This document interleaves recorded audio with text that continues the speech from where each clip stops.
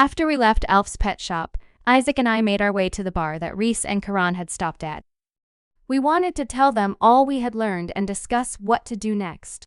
Only, we never really got the chance.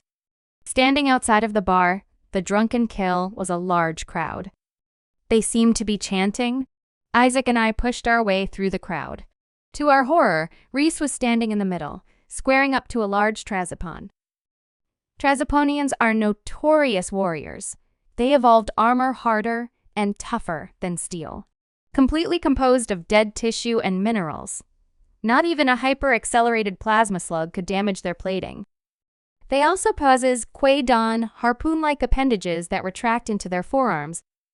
Grown with the iron and carbon from within their bodies, a sharpened serrated steel blade is able to be shot out at blistering speeds. These unique quirks of evolution led to Trazoponians mastering close-quarters combat. Their weakness, like all armored beings, is the joints.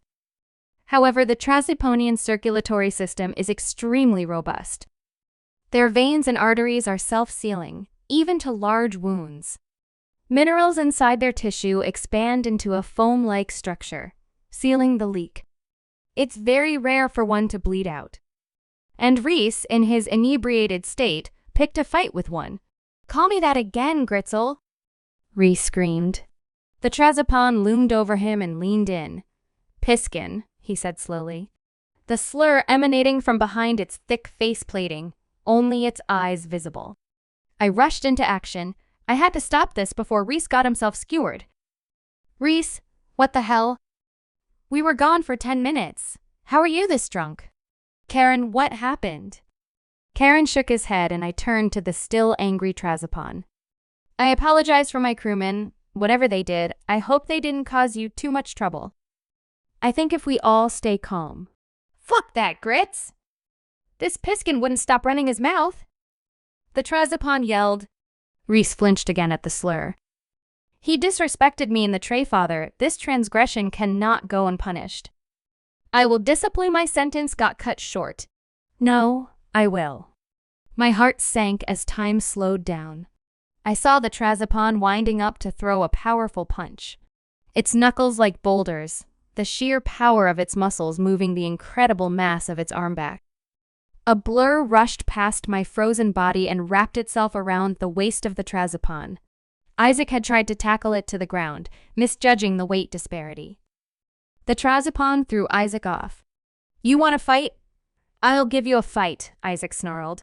"Captain, bring Reese back to the ship." I stood there stunned, supporting Reese from falling over as he somehow appeared drunker than before. "Insolent bug, you'd die for that, Grits?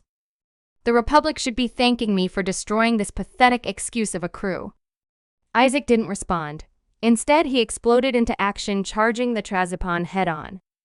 The Trazopon wound up its fist and lunged at Isaac, shooting out its long steel blade, barely missing Isaac's neck as he slid under the Trazopon legs. Isaac revealed a small blade that I remember him acquiring from the ship's survival pack. He ran to the disoriented Trazopon and jumped in the air, trying to stab at the gap in armor between the shoulders and neck. Isaac's gamble failed as the Trazopon unexpectedly snapped around and caught Isaac by the neck, its massive hand easily fitting around the circumference. Isaac desperately tried to stab at something, anything, but his small blade snapped in half. "That's all?" The Trazopon laughed and threw Isaac to the ground hard. He writhed in pain for a few moments before picking himself up. "I ain't done till one of us is dead." He lunged again, prompting another punch and harpoon from the Trazopon. This time the blade connected and grazed Isaac's torso, crimson blood spilling out. Isaac winced but stood his ground, dodging a series of lumbering yet powerful punches. The crowd around us was now chanting even louder than before, clearly enjoying this primal display. The Trazopon wouldn't let up. Isaac could effectively dodge a majority of its slow punches, followed the fast ejection of the Quaidon. But he got hit enough to feel his injuries wearing him down. Isaac was losing energy and blood, until eventually he fell. On his stomach, Isaac tried crawling away, leaving a trail of blood behind him. The Trazopon let out a booming laugh as he melodramatically sauntered behind the injured human. I could do nothing to stop it. Isaac was going to die. I could see him rummaging around in his coat for something, perhaps one last cigarette. The Trazopon stood over him and raised its arm, preparing to skewer Isaac to the ground. The crowd fell silent as the massive arm came hurtling down, the razor-sharp harpoon exploding outwards. At the last second, Isaac rolled out of the way with impressive speed, the Quaidon embedding itself into the floor. A bloodied Isaac ran behind the frustrated Trazopon, with heavy, labored breathing. Images of the Dauntless flashed in my mind. The Trazopon tore its Quaidon from the ground and slowly rose. They stared at each other, then the Trazopon lunged a final time, its blade moving faster than a plasma bolt. Instead of running away, Isaac wrapped his hands in pieces of coat that he had cut off with his broken blade. He watched as the Quaidon shot past his face. He took his chance, gripping the blade with both hands, using its momentum and all of his strength to pull forwards and down. The shift in mass made the Trazopon unstable, and Isaac's impressive strength lever-actioned the Trazopon into the air.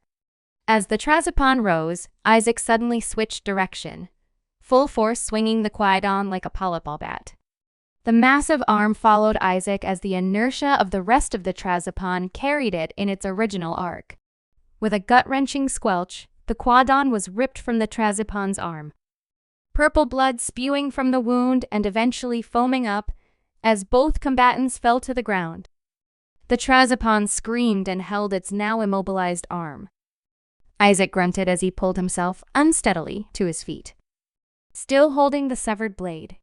His eyes were unmistakably enraged, the same rage that had killed the crew of the Dauntless. We all watched, stunned, as Isaac ran over to the Trazopon. Each step its own burden as blood continued to pour out of them both. Isaac threw himself onto the Trazopon's chest. He thrust the blade towards the Trazopon's exposed eyes. The Trazopon caught the blade with its remaining hand, the razor-sharp tip just inches from its trembling iris. Isaac put all his weight behind the blade, the Trazopon's grip slowly slipping, until eventually the blade plunged into the Trazopon's face, prompting Isaac to become even more violent and ensure his victory. Stab after stab after stab, the Trazopon fell limp, but Isaac kept stabbing. Eventually he ran out of energy and stopped. Breathing heavily, he leaned over the Trazopon's face and screamed, letting out all of his primal rage, then collapsing.